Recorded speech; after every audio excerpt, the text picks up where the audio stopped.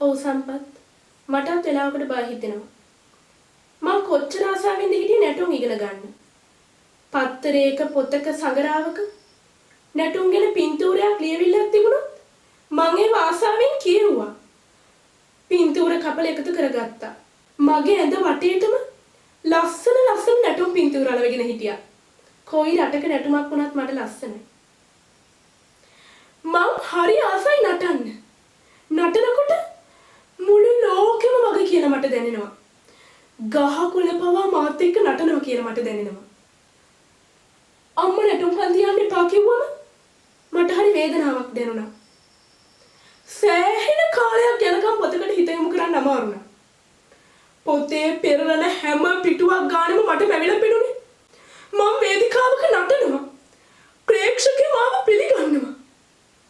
මම මේ හැම දෙයක්ම අමතක කළා. අකමැත්තෙන් අමාරුවෙන්.